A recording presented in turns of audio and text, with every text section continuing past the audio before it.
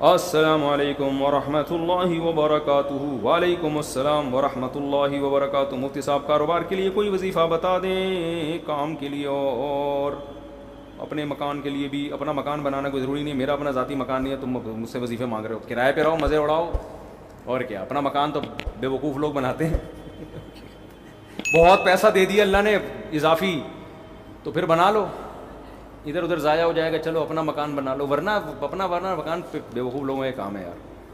مجھے سب سے زیادہ ضرورت ہے اپنے مکان کی، کیونکہ میرے تو بچے بھی ماشاءاللہ ہول سیل کے حساب سے، اور گھر بھی، مجھے ضرورت نہیں، مسافر خانہ ہے یار۔ آپ کہہ سکتے ہو بچے کہاں جائیں گے پھر، آپ مر گئے تو یہ تو کرایہ کون، تمہارا باپ دے گا؟ یہ کراچی میں تو ہر بات میں باپ کو لے جاتے ہیں بیچ میں۔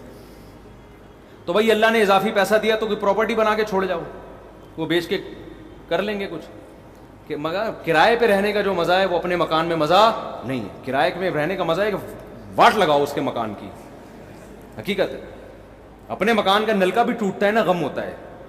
مالک مکان نے کروڑوں روپے لگا کے گھر بنایا، تم تھوڑا سا کرایہ دے کے اس میں انجوائے کرو، ٹھیک ہے نا۔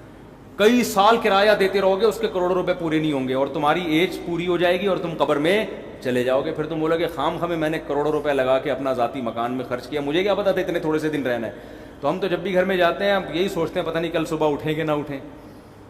کیا خیال ہے بھائی، زندہ رہیں کہ نہ رہیں؟ ابے ان دیواروں سے کیا دل لگانا ہے یار، کیا دل لگانا ہے اینٹوں سے؟ میری اینٹ ہے، میری ٹائل ہے، بھاڑ میں جائے تیری اینٹ۔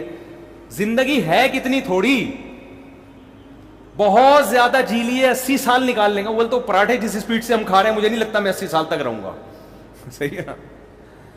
ہم کہتے ہیں پراٹھے کھا کے مر جانا، یہ بغیر پراٹھوں کے 80 سال تک زندہ رہنے سے بہتر ہے۔ اللہ بچائے، ویسے جب مرنے لگتا ہے پھر آدمی یہ نہیں سوچتا، پھر کہتا ہے یار خیر، وہ ایک آدمی کہتا تھا اللہ زندگی سے موت ہی بہتر ہے، بار بار کہتا تھا۔ تو کوئی درخت پہ چڑھ کے کسی نے رسی پھینک دی، اور یہ اس نے رسی دیکھی، دعا مانگ رہے ہیں اللہ زندگی سے موت ہی بہتر ہے۔ تو جب بندہ دیکھا نا، اس نے کہا یہ کیا ہے؟ اوپر سے آواز آئی، اے میرے بندے میں اللہ ہوں، میں نے تیری دعا سن لی ہے، تو یہ پھندا گلے میں ڈال، میں کھینچ لوں گا اوپر تجھے۔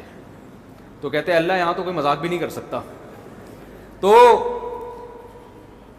بہرحال زندگی کا کوئی بھروسہ، بہت جی لی 80 سال جی لیں گے تو 80 میں کتنا ٹائم رہ گیا، ایسے ٹھک ٹھک ٹھک ٹھک کر کے ٹائم گزرتا ہے، اور وہ بھی بہت ہی مشکل ہے۔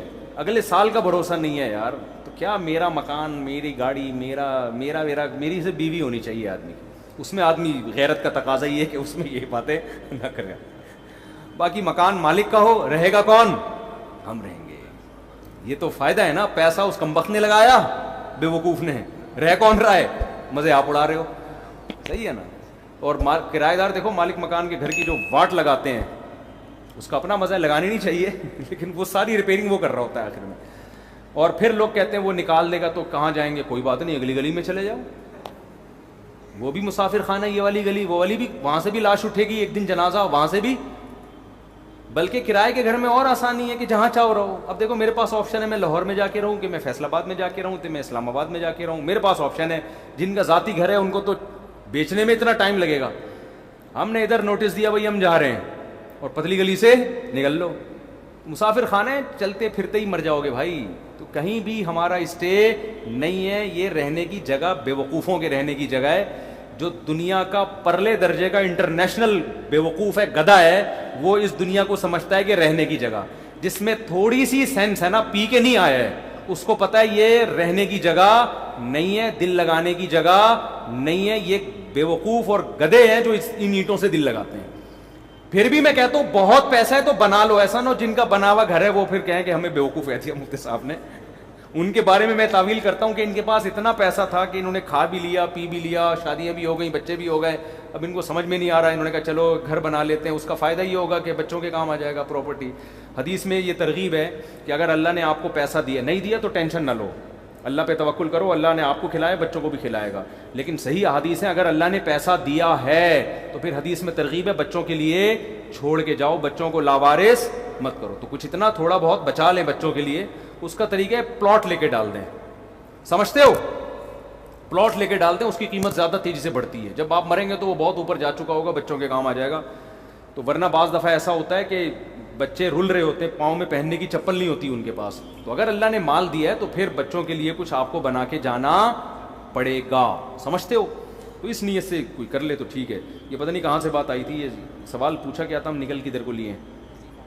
کاروبار کا وظیفہ. مکان کا وظیفہ تو میں نہیں بتاؤں گا، ذاتی مکان ضرورت ہی نہیں ہے. کیا کاروبار کے لیے میں وظیفہ بتا دیتا ہوں. وہ وظیفہ یہ ہے کہ صبح اٹھ کے جاگنگ کرو.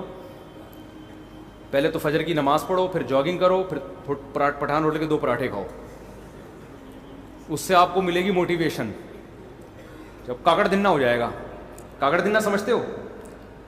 نئے نئے لوگ آتے رہتے ہیں، پرانے بور ہو جائیں گے. دیکھو قوالی جب شروع ہوتی تھی نا، شروع میں آرام آرام سے چلتا ہے. قوالی میں آرام آرام سے چلتا ہے نا، ایک ہی سر میں ہوتے ہوتے پھر کاکڑ دنہ ایک دم جوش میں آتا ہے. تو کاکڑ دنہ کا مطلب یہ ہوتا ہے ایک دم ہٹو بچوں کام ہو جائے اور ایک دم طبیعت میں جوش آ جائے. تو صبح فجر کی نماز پڑھو، پھر اس کے بعد کرو طبیعت سے جاگنگ. خوب پسینہ نکالو. پراٹھے نہیں کھاؤ، جو مرضی کھانا ہے کھا لو. اس تو ہو جائے گا، کیا ہو جائے گا؟ کاکڑ دنہ. آپ کی اسپیڈ بڑھ جائے گی. پھر آپ پلاننگ کرو میں نے کرنا کیا ہے. اور تہجد میں 2 رکعت پڑھ کے اللہ سے دعا بھی مانگ لو کہ اللہ مجھے رزق دے. حدیث میں آتا ہے اللہ تعالیٰ رات کے آخری حصے میں آسمان دنیا پہ آ کے کہتے ہیں حل من مسترزق ارزق لا، کوئی ہے روزی طلب کرنے والا، میں اس کو روزی دوں. وظیفوں میں ٹائم ضائع کرنے کے بجائے اس وقت 2 رکعت پڑھ کے اللہ سے کیا مانگ لو؟ روزی مانگ لو. ہمارے یہاں کیا کرتے ہیں، میں کسی کو بتاتا ہوں نا تہجد میں 2 رکعت پڑھ کے اللہ سے روزی مانگ لے. وہ تہجد میں 2 رکعت پڑھنے کے لیے اٹھتا ہے، اس کے بعد پھر سوتا ہے، 1 بجے اٹھتا ہے. پھر وہ تو اللہ کیا کہے گا، مانگ تو روزی رہا ہے، کام سارے نحوست والے کر رہا ہے. روزی کو دھکا دینے والی بات ہے نا.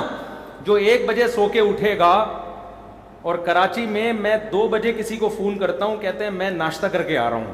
دوپہر 2 بجے میں کیا کر کے آ رہا ہوں؟ ناشتہ کر کے آ رہا ہوں. تو کاروبار گیا کہاں؟ تیل لینے. آپ کہہ سکتے ہو کہ میں فجر کے بعد جاگنگ کر کے رات کو تہجد میں 2 رکعت پڑھ کے اللہ سے دعا مانگوں گا، پھر فجر کے بعد جاگنگ کروں گا، پھر آپ کے مشورے پر 2 پراٹھے کھاؤں گا. اور کاکڑ دنہ 2 پراٹھے، یہ ویسے ہی کہہ رہا ہوں میں، مزہ آتا ہے کہنے میں یار، پتہ نہیں کیوں پراٹھے میں. باقی آپ جو مرضی کھاؤ، پراٹھے تو نقصان دیتے ہیں لیکن جو مرضی کھاؤ. اس کے بعد پھر میں جب یہ سارے کام کروں گا، میں دکان جاؤں گا تو میرے علاوہ کوئی بندہ شاپ پہ ہوگا ہی نہیں. تو کاروبار کیسے چلے گا صبح صبح؟ صحیح حدیث ہے بورک لامتی فی بکورہا، اللہ نے میری امت میں صبح کے وقتوں میں برکت. یہ میری بھی روٹین خراب ہوئی ہوئی ہے، میری اپنی روٹین بھی خراب چل رہی ہے کراچی کی وجہ سے، لیکن اس کو سیٹ کرنے کی ضرورت ہے.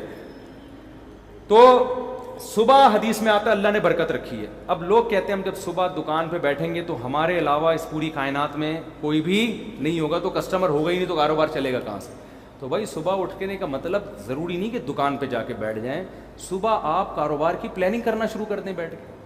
آپ انٹرنیٹ پہ بیٹھ جائیں کہ یار کیا چیز پروڈکٹ مارکیٹ میں چل رہی ہے جو سستی اٹھا کے مہنگی بیچ سکتا ہوں. کاروبار کا مطلب دکان میں بیٹھنا تھوڑی ہوتا ہے، پلاننگ بھی تو کرنی ہوتی ہے نا. تو کیا ہو گیا؟ تو صبح آپ بیٹھو، جب جاگنگ کر کے پراٹھے کھاؤ، چائے شاید نہیں پی لو تو بھی غلط ہے، لیکن پی رہے ہیں تو کیا کریں. تو جب آپ بیٹھ گئے تو اس کے بعد پھر آپ کیا کرو؟ پلاننگ کرو. پلاننگ کیسے کرو؟ ایک ڈائری لو اور پین لو. دیکھو یہ انسان کی نیچر ہے، میں نے بارہا تجربہ کیا ہے.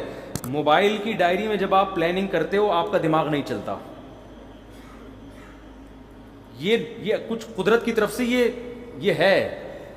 دماغ انسان کا جب ہی چلتا ہے جب اس کے ہاتھ میں قلم ہو. اٹھائیے نا، قرآن میں بلا وجہ نہیں اٹھا لی. میں نے دیکھا ہے کہ میں اگر کمپیوٹر پہ کچھ لکھ رہا ہوتا ہوں نا، کوئی دماغ جیسے کتاب لکھنی ہے، کوئی مضمون لکھنا ہے، زیادہ دماغ نہیں چلتا کمپوزنگ میں. ادھر آپ نے پین اٹھایا اور ڈائری اٹھا کے لکھنا شروع کیا، دماغ چلنا شروع. پھر اس کو بے شک کمپوز کرا لو بعد میں. تو آپ پین اٹھاؤ، ڈائری اٹھاؤ اور لکھو کہ یار میں نے کاروبار کرنا کیا ہے. ہو سکتا ہے 6 ہفتے تک آپ سوچتے ہی رہو اور آپ کی سمجھ میں کچھ بھی نہ آئے. تو پھر آپ یہ سوچو کہ میں اپنی سمجھ میں لانے کے لیے کیا کرنا ہے پہلے میں نے، کہ میری سمجھ میں کچھ آئے. تو آپ یہ جملہ لکھو گے سوچ بچار کے کہ یار اس کے ماہرین سے میں نے مشورہ لینا ہے. سمجھتے ہو میں نے کیا کرنا ہے؟ کباڑ کا کام ہے آپ کا، تو کباڑ کے ماہرین سے کیا کرنا ہے؟ مشورہ لینا ہے. وہ مشورہ دیں گے نہیں آپ کو. پاکستان میں ایسا ہوتا ہے کہ کسی کو کوئی بزنس آتا ہے تو مشورہ دے گا نہیں، دے گا تو غلط مشورہ دے گا. جب آپ اس کے پاس جاؤ گے کہے گا کاروبار چل ہی نہیں رہا، رو رہے ہیں یار ہم تو کچھ ہے ہی نہیں، حالانکہ کروڑوں روپے کما رہا ہوگا. اس کو یہ ہوگا کہ یہ بھی نہ شروع کر دے کہیں. تو پھر آپ نے یہ لائن کا اضافہ کرنا ہے کہ مشورہ نہیں لینا, اس کو کاروبار کرتے ہوئے میں نے دیکھنا ہے. تو شیر شاہ مارکیٹ میں جاؤ, دیکھو کباڑ والے کیا خریدنے ہیں, یہ سارا سروے کرنا ہے میں نے. یہ سب چیزیں ڈائری میں, جو چیز سمجھ میں نہیں آ رہی تو وہ سمجھ میں کیسے آئے گی اس کے لیے الفاظ لکھو. سمجھتے ہو؟ اس سے انشاءاللہ وہ جو آپ نے تہجد میں دعا مانگی تھی اس کے اثرات ظاہر ہونا شروع ہو جائیں گے. تو تمہارا باپ بھی پاکستان میں جس کو کاروبار نہیں کر رہا نا, وہ دنیا کا بہت بڑا بے وقوف ہے. یہاں گورے آ کے کر رہے ہیں کاروبار. ایک گورا کراچی میں ہے, اس کا کبھی میں انٹرویو لوں گا انشاءاللہ, مسلمان ہوا ہے وہ. اس نے کہا ہے کہ کراچی جس کی آبادی کتنے کروڑ ہو گئی, 2.5-3 کروڑ, وہ تو گورنمنٹ غلط وہ بتاتی ہے, زیادہ آبادی ہے. 1-8 کروڑ تو ہمارے گھر کے افراد ہوں گے. تو اتنی آبادی ہے. مجھے ایسا لگتا ہے کراچی کی جو آبادی کو کاؤنٹ کیا, میرے بچے نکال کے کاؤنٹ کیے ہیں ان لوگوں نے, مجھے ایسا لگتا ہے. تو اتنی بڑی آبادی میں تو بھی اگر کسی کا بزنس, یورپ تو ترستا ہے ایسی آبادی کے لیے, سمجھتے ہو؟ گورے ترستے ہیں یار, ہمیں ایسا کراؤڈ ملے کہیں ہم بزنس کریں. یہاں گورے آ کے کروڑ پتی بن گئے ہیں کراچی میں. تو کراچی میں اگر کسی کا کاروبار نہیں چل رہا ہے, اس کا مطلب وہ کاروبار کے علاوہ دنیا کا کوئی اور کام کر لے, وہ پھر کہیں بھی نہیں چل سکتا. میں نے صدر میں دیکھا, گرمیوں میں ایک آدمی کولر لے کے بیٹھا ہوا ہے ٹھنڈے پانی کا, لاکھوں روپے کماتا ہے اس سے, کیونکہ صدر میں پانی چاہیے ہر آدمی کو. وہ کولر لے کے بیٹھا ہوا ہے, پلا رہا ہے, لے بھی پی لے, سارا دن 5 روپے کا پتہ نہیں 10 روپے کا گلاس بیچ کے اسی سے ٹھیک ٹھاک. گنے کے رس والوں نے پراپرٹیاں خرید لی ہیں یہاں پہ, گٹکے والے بحریہ ٹاؤن میں گھر لے رہے ہیں. جب آبادی زیادہ ہوتی ہے تو بزنس چھانگا مانگا کے جنگلات میں تھوڑی ہوگا, بزنس تو یہی ہوگا. سبزی منڈی میں جا کے دیکھو کیسے کروڑ پتی, ٹماٹر بیچ کے ارب پتی بن گئے ہیں. تو کراچی میں تو آپ نے مائنڈ استعمال کرنا ہے, کھوپڑی استعمال کرنی ہے, تو کھوپڑی بھی استعمال کرو, اور رات کو بیٹھ کے تہجد میں اللہ سے 2 رکعت پڑھ کے دعا مانگو. صبح دوڑو, اس لیے میں کہہ رہا ہوں کہ اگر صبح دوڑے نہیں تو پھر کیا ہوگا کہ سستی میں پڑے ہی رہو گے. شیر شاہ کون جائے کباڑ میں جا کے, اور اگر گئے تو کمر میں درد, گھٹنے میں درد. اور اس نے کہا کہ یار یہ ذرا اسٹیل تھوڑی سی اٹھائی, اور جس زاویے سے اٹھائی قیامت تک کے لیے ویسے ہی ہو گئے. ایک صاحب نے مجھے اپنا واقعہ سنایا, کہہ رہے میں حج کرنے کے لیے گیا, ان کی عمر 50 سے اوپر تھی, سچا واقعہ ہے. کہتے ہیں میں حج کرنے کے لیے گیا تو پہلے چکر میں رمل کرنا پڑتا ہے نا, تھوڑا اکڑ کے. کہہ رہے میں نے یوں کیا تو میں یوں ہی ہو گیا, کیونکہ عادت ہی نہیں تھی ورزش کرنے کی, چلنے پھرنے کی. کہہ رہے ہیں ایسا پٹھے میرا پہلے جھٹکے میں ہی اٹکے ہیں, اکڑے ہیں, کہ اس کے بعد میں کافی ٹائم لگا دوبارہ نارمل کنڈیشن میں آنے میں. مالشیں ہوئی, پتہ نہیں میڈیسن لیے, پھر جا کے وہ رمل ہی رہا ان کا. اب تک میرا خیال ہے رمل ہی ہوتا ہے ان کا, گھر میں بھی رمل کرتے ہوئے آئے. تو یہ حال ہو جاتا ہے انسان کا. تو اس لیے میں کہہ رہا ہوں صبح دوڑو گے تو ذرا فائدہ ہوگا. تو یہ وظیفہ میں نے آپ کو بتا دیا, اس پر عمل کریں. پھر بھی پیسہ نہیں آیا تو اس کا مطلب اللہ نے آپ کی قسمت میں کیا لکھی ہوئی ہے, غربت. پھر وہ نجومی والا واقعہ سوچا کریں. ایک نجومی کے پاس گیا غریب آدمی کہ بھائی میرے پاس پیسہ, یہ کیا ہے, میں بہت پریشان ہوں غربت سے. اس نے کہا, اور لکیریں دیکھ کے کہا 10 سال اور پریشان رہیں گے آپ. یہ خوش ہو گیا کہ پھر اس کے بعد شاید پیسہ آ جائے. اس نے کہا پھر پیسہ آئے گا. اس نے کہا نہیں, پھر آپ کو غربت کی عادت ہو جائے گی, پریشانی ختم ہو جائے گی.